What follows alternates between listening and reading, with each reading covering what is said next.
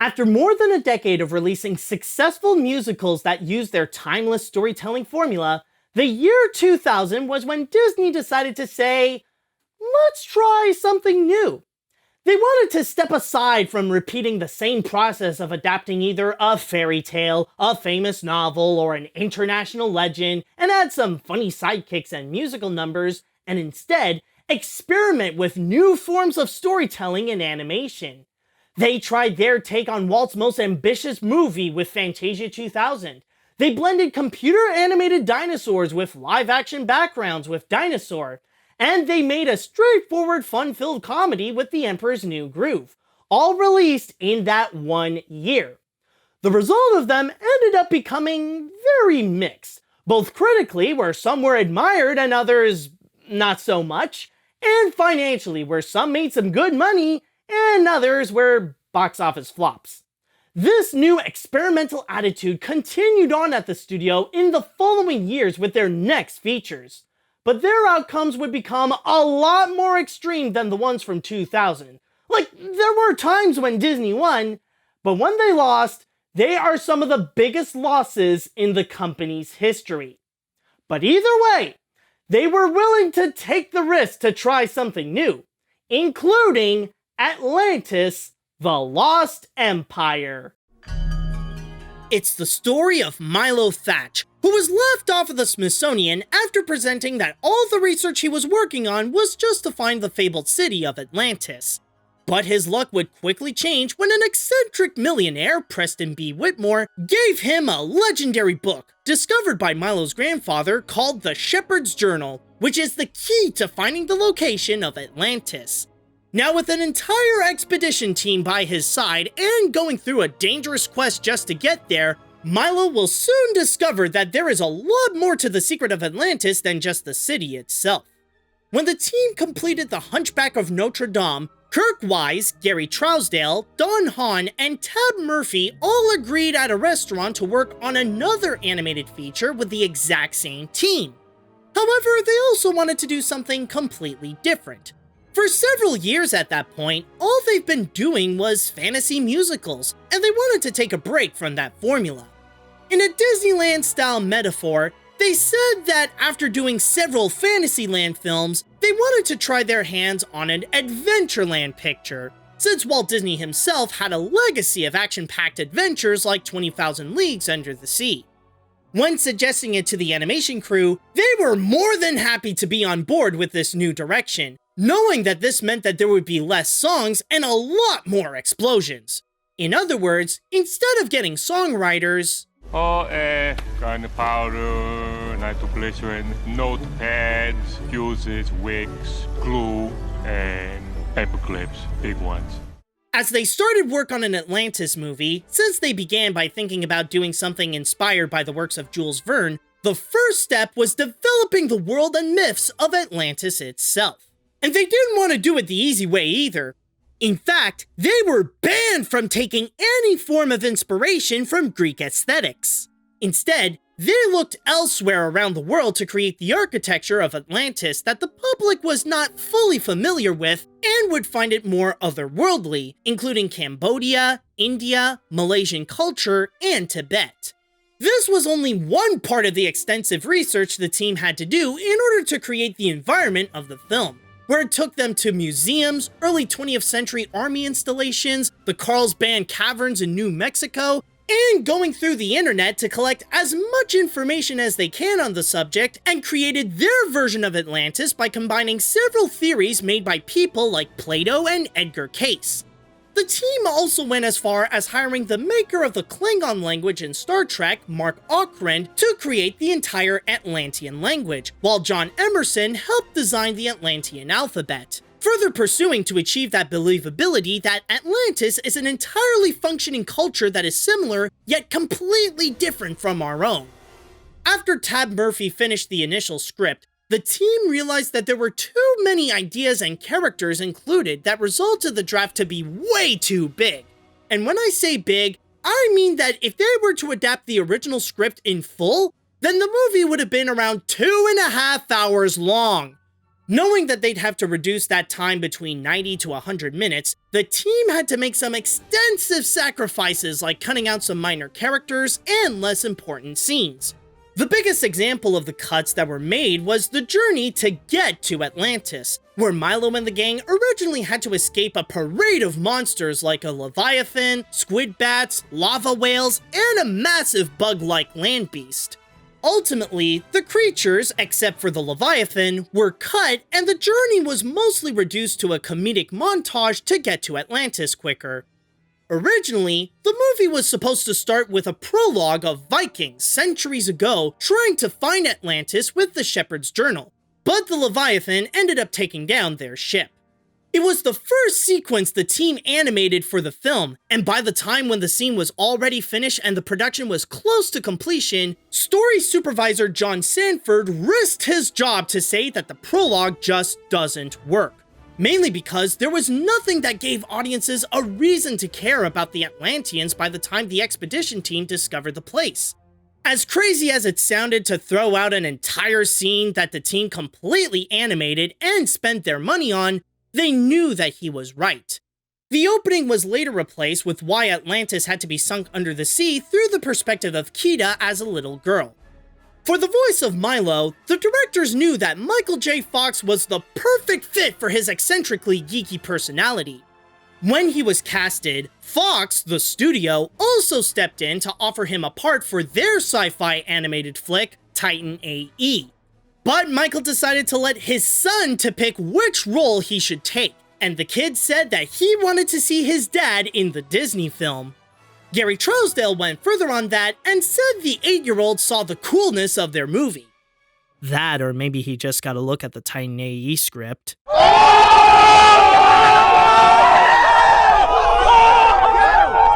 On a side note, one of the members of the expedition crew, Dr. Joshua Sweet, is noted to be the first black character in a Disney animated film. That is not offensive. Sadly, this was the final film to feature Jim Varney, who played the role of the chef Cookie. While the crew were disheartened that he never got to see the whole feature in its completion, they were at least proud that Jim really loved the work in progress they were able to show him.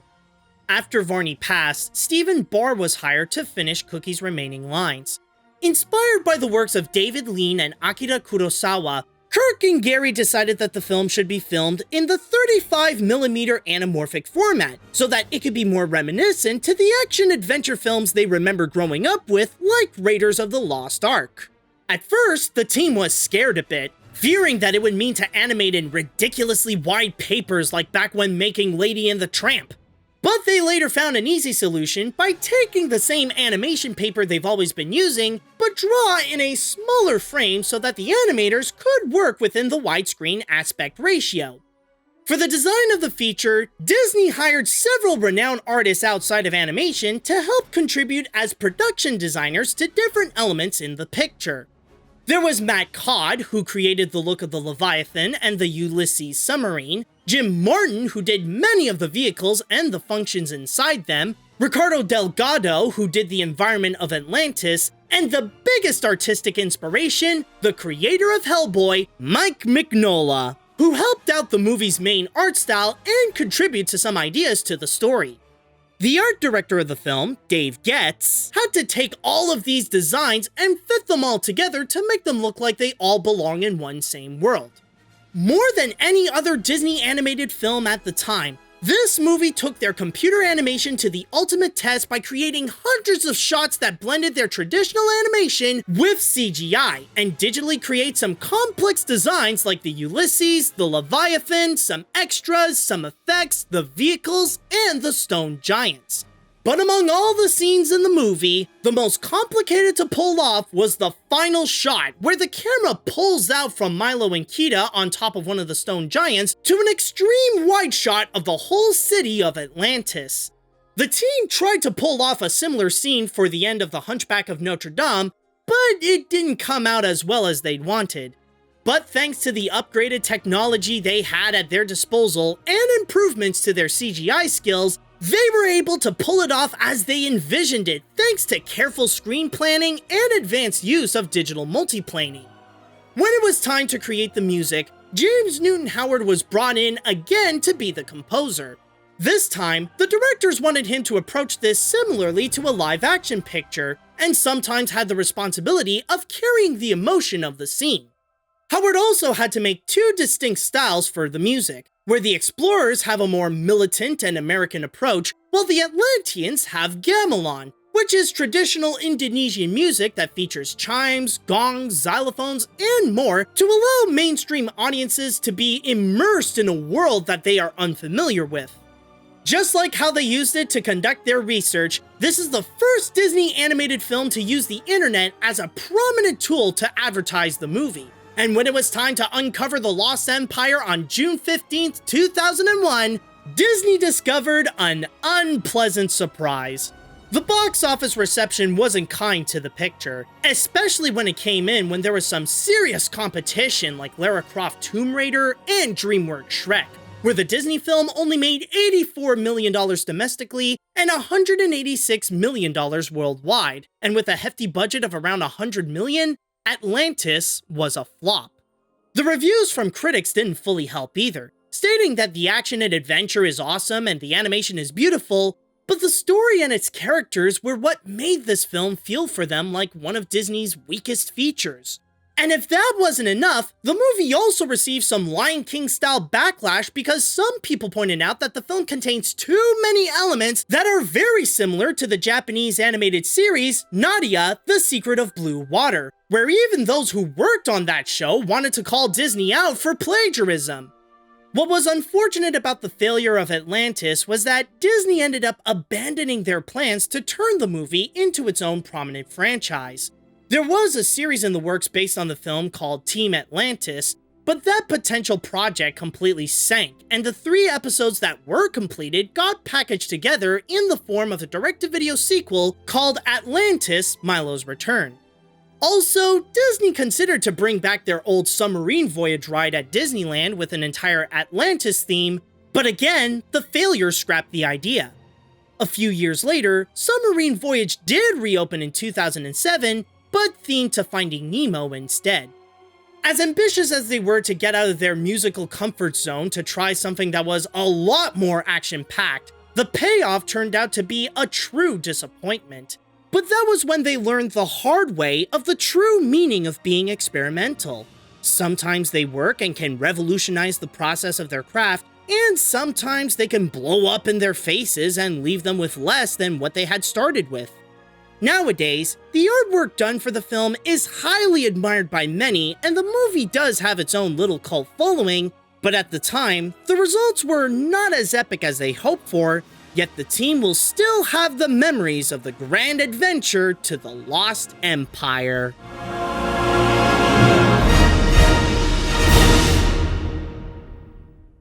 As Atlantis turned out to possibly be a little too ambitious for Disney, the company was hoping that the studio in Orlando, Florida could help pick up the slack with their potential animated feature. It may not have been as adventurous as Atlantis, but the team made sure that it had the heart of a Disney film.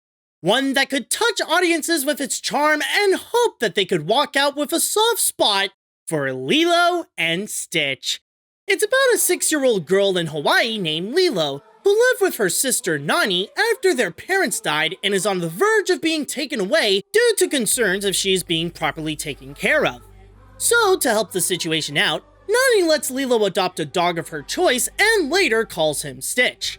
But as it turns out, she picked the one that just so happens to be an illegal and dangerous alien experiment that is completely fueled by chaos and is hunted by his mad scientist creator and an intergalactic expert on Earth sent by the Galactic Federation.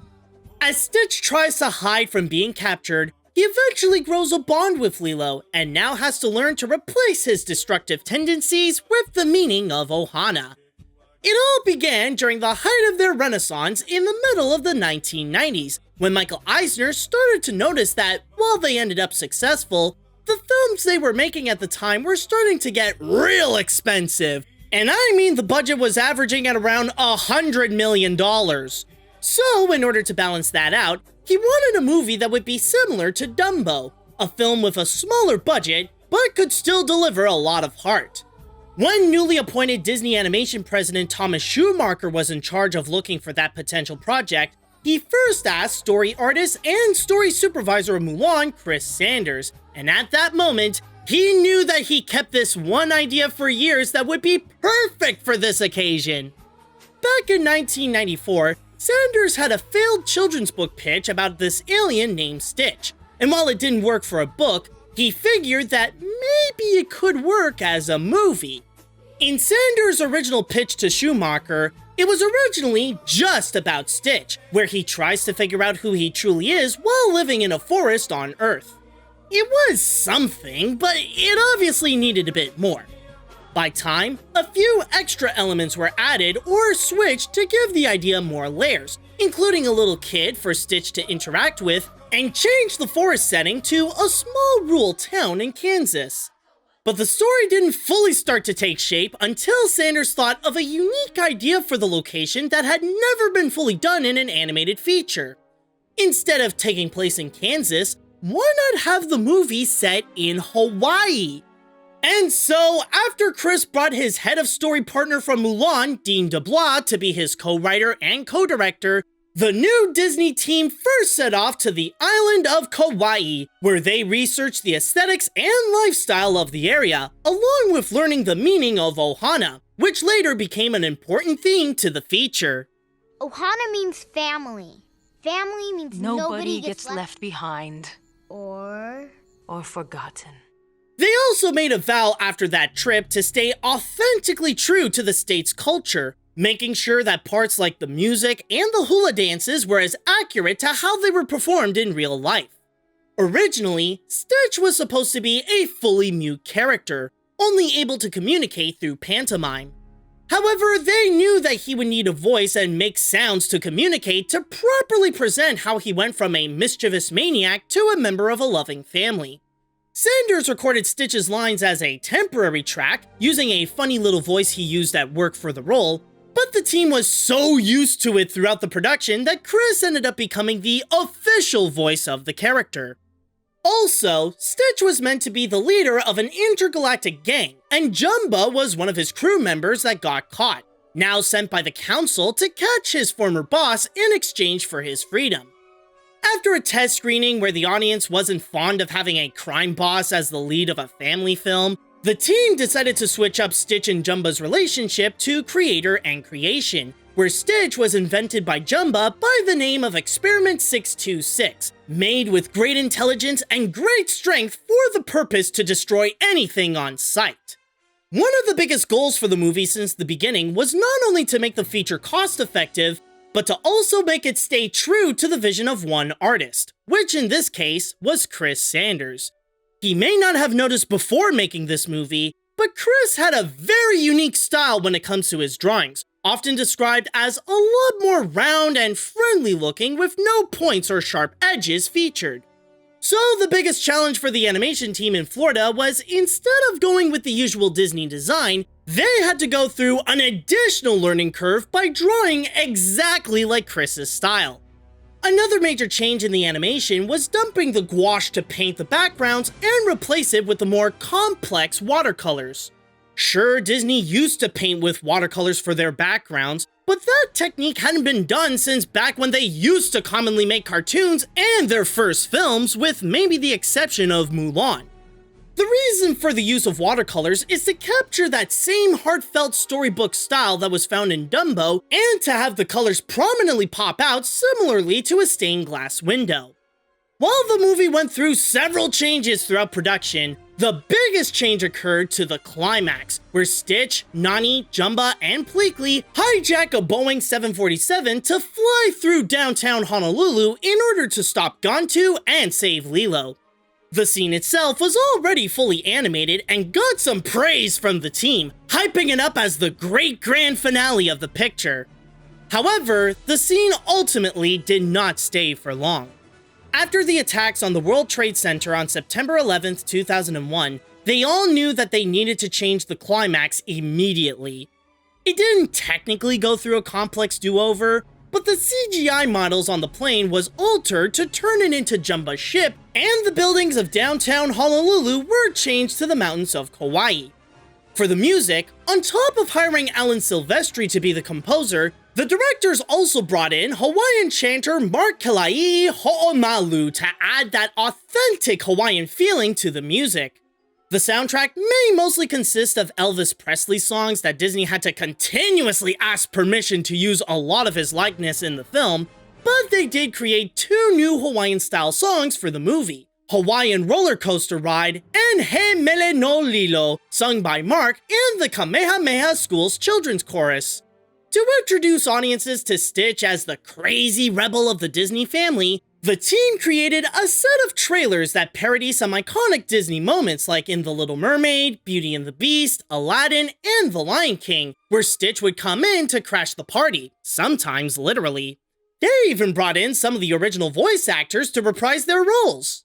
I was singing here. Get your own movie. Hey! How'd you get your own movie? Hey, that's not Simba.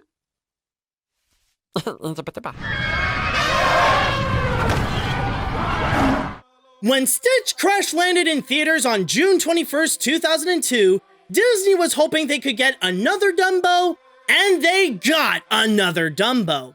While it may have been a bit pricier than they hoped with a budget of $80 million, it did turn out to be a box office hit with a domestic earning of $145.8 million and a worldwide total of $273.1 million. As for the critics, they consider this one of Disney's most charming stories with a strong theme of family and some enjoyable humor and characters. On top of getting several nominations at the Annie Awards, including winning one for Davey Chase's performance as Lilo, and being one of the first films from Disney Animation nominated for Best Animated Feature at the Oscars. Following afterwards, Stitch would become far bigger than what he was intended for the first movie, and his presence would go beyond his time on the big screen. A year later, Disney released the direct-to-video feature Stitch the Movie, which is meant to be the pilot for the series that later went on for 2 seasons and 65 episodes. Some of those episodes included some crossovers with other Disney Channel animated series like American Dragon, Jake Long, The Proud Family, Kim Possible, and Recess. The series concluded in 2006 with the TV movie Leroy and Stitch. The year prior, Disney released a more official direct-to-video sequel not related to the series and made by Disney Toon Studios called Lilo and Stitch 2: Stitch Got a Glitch. But that was only regarding his time he spent with Lilo.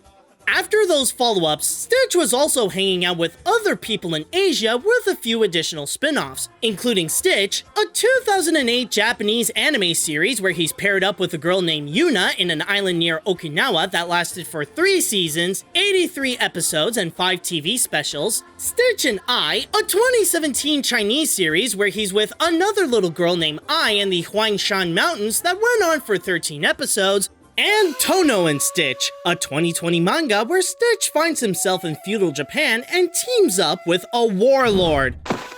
Niga Nala Krista!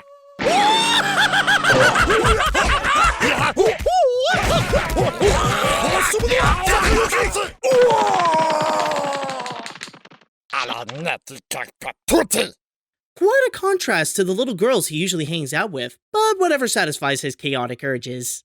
And yet, that is only the tip of the iceberg of Stitch's world domination, as he quickly became a highly prominent Disney franchise with tons of merchandising, video games, and several attractions at the parks, including Stitch's Great Escape, a round theater at the Magic Kingdom in Walt Disney World that features Stitch causing chaos for Gontu and the Seated Guest that ran from 2004 to 2018, Stitch Encounter, an interactive show where Stitch talks to guests that is featured at every Disney park except for the American ones, and a special version of the Enchanted Tiki Room that opened in 2008 at Tokyo Disneyland called Stitch Presents Aloha e Komo Mai, where Stitch crashes in the Tiki Room featuring songs from the original attraction, the first movie, and the series. While it may not have been as entirely cost-effective as Dumbo, it did manage to help the studio at their time of need exactly like the 1941 film.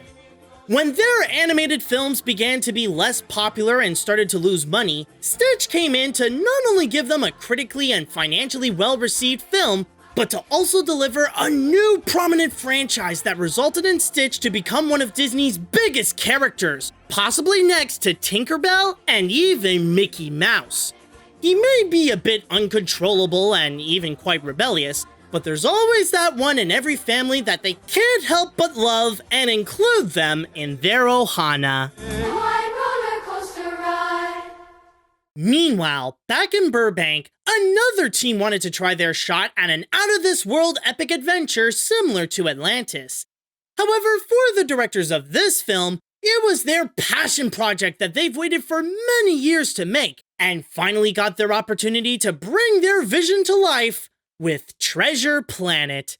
The movie is about Jim Hawkins, a troublemaking teenager who got his hands on a holographic map that points to the location of Treasure Planet, a planet that is completely filled with treasure left by Captain Nathaniel Flint.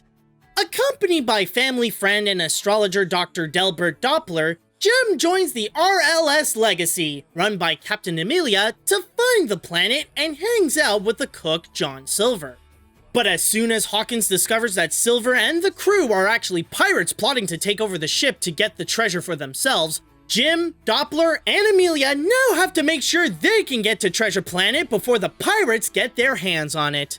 Going all the way back to 1985, during Michael Eisner and Jeffrey Katzenberg's Gong Show pitch meeting, directors John Musker and Ron Clements had another concept they wanted to propose alongside their version of The Little Mermaid.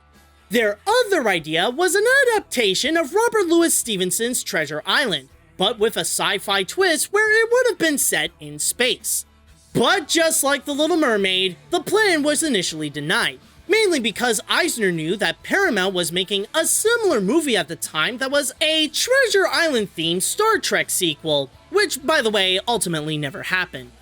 Following afterwards, for several years, Ron and John tried to get Disney to greenlight their sci-fi Treasure Island movie, but one way or another, the studio just refused. It wouldn't be until 1995 when the two got some extra help from Roy E. Disney and made a deal with Michael. If they agreed to direct Hercules, then they can afterwards go and work on the movie they've wanted to create for so long, which they decided to call it Treasure Planet. For Rob Edwards, who helped Musker and Clements on the writing, he stated that it was quite a challenge to blend the sci-fi elements with Treasure Island and use that to make the Robert Louis Stevenson story feel fresh and new to modern audiences. Of course, with that kind of twist to the story and coming from a studio like Disney, they had to make some adjustments to the characters and their relationships to one another, like aging up Jim Hawkins a bit to be a more troublesome teenager, combining Dr. Livesey and Squire Trelawney into Doppler, and putting more emphasis on Jim and John Silver's father and son style relationship. As Disney had to audition for many of the different roles in the film, there were two in particular that the directors always had in mind.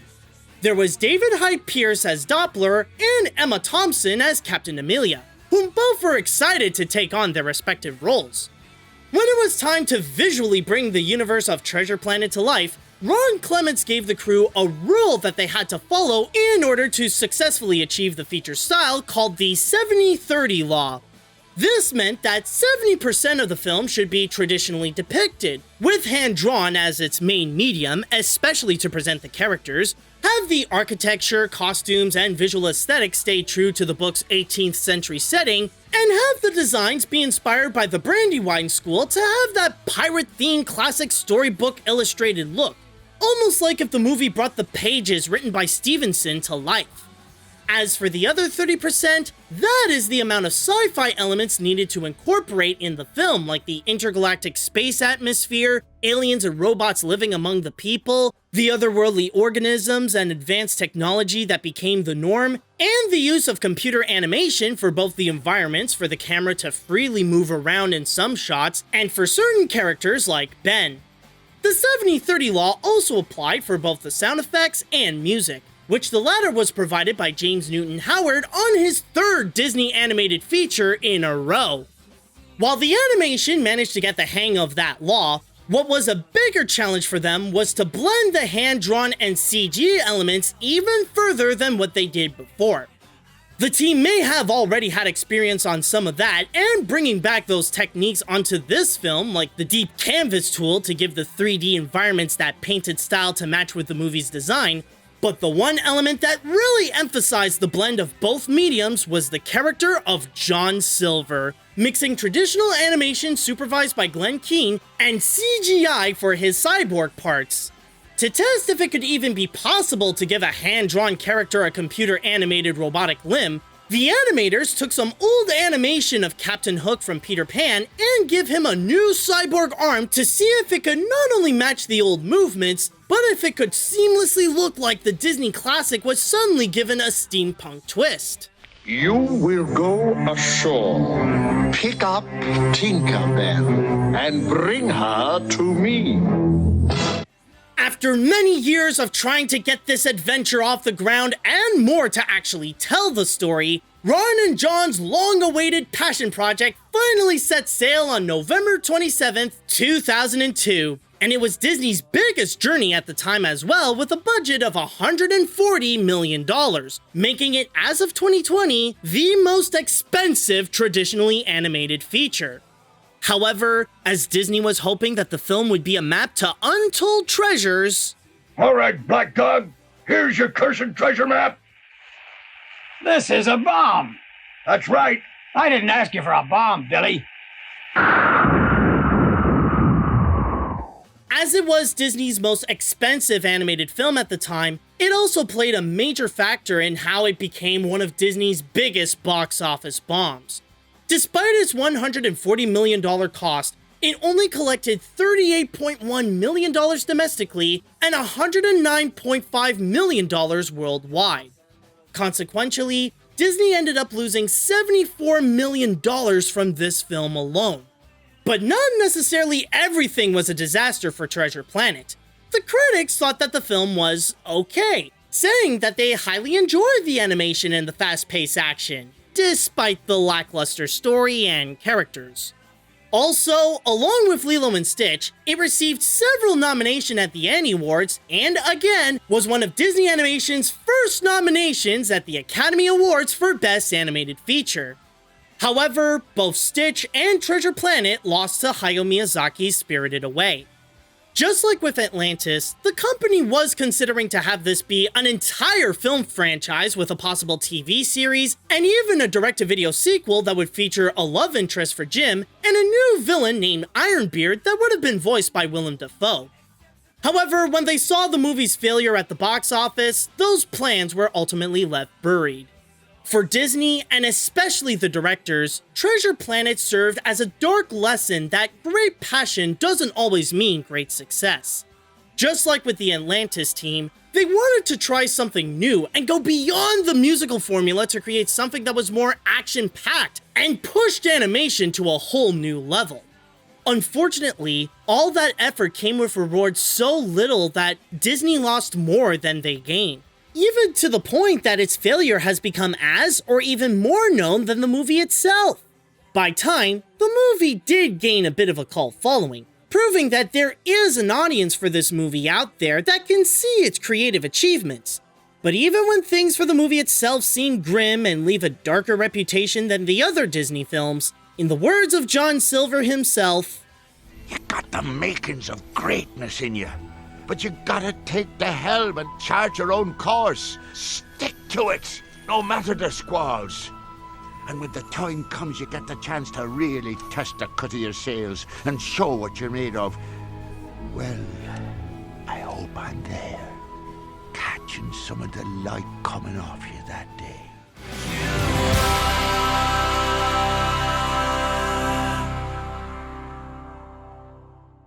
Just like what happened with Atlantis and Lilo and Stitch, as the movie made in Burbank flopped hard, it was up to the studio in Florida to make another feature that could help recoup some of the losses. So after Treasure Planet became Disney's biggest animated box office bomb, the Walt Disney World team would have to put some extra care on their next feature in order to win back audiences with Brother Bear. It's the story of Kenai, who got revenge for the death of one of his brothers by killing the bear that killed him. The spirits, however, were not cool with the extreme action, and as punishment, transformed him into a bear. Now with his new bear body and ability to actually communicate with nature, Kenai tags along with a young cub named Koda and learns about the true meaning of brotherhood and how to look from another person's or animal's perspective. After The Lion King became a major hit, Michael Eisner demanded for Disney to make another animated feature starring animals mainly being animals, but this time, he also wanted it to be set in a North American forest and that the star animal of the picture would be a bear. In fact, the original plan was to make it very similar to The Lion King by giving it a Shakespeare-inspired plot. Based on King Lear, the story would have featured an old blind bear with his 3 daughters. But the movie's true nature wouldn't fully take shape until in 1997, animation veteran Aaron Blaise saw this as his opportunity to put his skills in great use, since his specialty in art is drawing nature and animating animals like bears, and joined the project as director along with fellow animator Robert Walker as his co-director and producer Chuck Williams. In their first version, the story centers around a father and a son, where the son was turned into a bear and decided to stay that way in the end. For Thomas Schumacher, he knew that this movie was a real winner, especially with the transformation being a key theme that would hold this entire feature together, and brought on board Tab Murphy to write the script. As time moved on, the plot would also go through a transformation where the father-son dynamic got switched to Kenai learning the life of nature from a bear named Grizz, voiced by Michael Clark Duncan. But during the writing process, the team found that there was something missing, like it didn't have enough charm to really capture the heart of the picture. As a result, they ultimately scrapped Grizz and replaced him with a young cub named Koda, voiced by Jeremy Juarez after hearing his audition for Finding Nemo. However, the directors loved their time with Duncan so much that they couldn't just throw him out of the picture. So, as a compromise, they created a new character for him to voice called Tug, the head of the bears at the Salmon Run. Also, to give the feature more comedy, they reunited Dave Thomas and Rick Moranis to play the roles of the Moose, Rhett and Took, in the same style of their cult favorite SCTV characters, Bob and Doug McKenzie.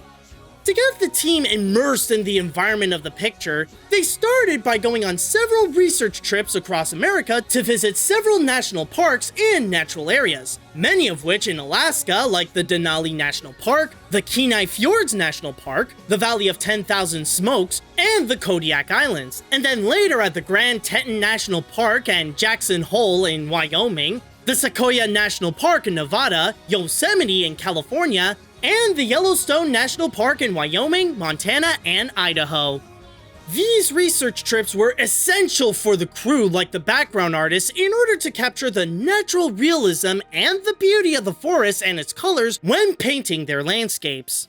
While this is far from the first Disney animated film to be presented in either widescreen or CinemaScope, this is the first to have its aspect ratio transition from one to another. The film begins with the regular 1.85 out of 1, but then after Kenai first wakes up as a bear, the movie becomes much wider at 2.35 out of 1, where not only is there a lot more to see, but also the colors become richer and the sounds are a lot fuller to present how Kenai's world has completely changed now that he has become one with nature. After his work on Tarzan, Phil Collins was more than happy to return to provide the music of Brother Bear. However, he also wanted to give himself an extra challenge by not only making new songs, but also work on the score with Mark Mancina. It got a bit difficult at first with Collins going through a big learning curve with the music, especially now that he was working on an original feature instead of an adaptation, but he eventually got the hang of it. The only catch was that the team demanded for Phil to step back from singing all of the songs to give the soundtrack more diversity in voices. He did get to sing Look Through My Eyes, No Way Out, and On My Way, but in his place, Collins and Mancina brought in several singers like Tina Turner for Great Spirits, the Blind Boys of Alabama to join Phil for Welcome, and the Bulgarian Women's Choir for Transformation. Originally, the movie was supposed to come out in the spring of 2004, but then later Disney decided to move it up to the fall of 2003. Some thought that it was due to production troubles with their next animated film they were producing, but it was actually because it made more sense to promote Brother Bear on the DVD Platinum Edition of The Lion King. And when the Bears went on their way to the big screen on November 1st, 2003, people's point of view of the picture was not so great, especially from the critics. There were a few things they did enjoy, like the animation can be pretty nice and that aspect ratio change was cool, but other than that, it just felt like the same dull animated kids film with the same dull story and the same dull characters, which coming from Disney made that additionally disappointing. It did manage to get some nominations during awards season, like some Annie Awards and an Oscar for Best Animated Feature, but lost the latter to Pixar's Finding Nemo. As for the box office, that actually went a lot better this time, especially with a significantly lower budget of $46 million, making $85.3 million domestically and $250.4 million worldwide. Sure, the level of success was nowhere near the same as Lilo and Stitch's, but it still paid for some of the losses on Treasure Planet.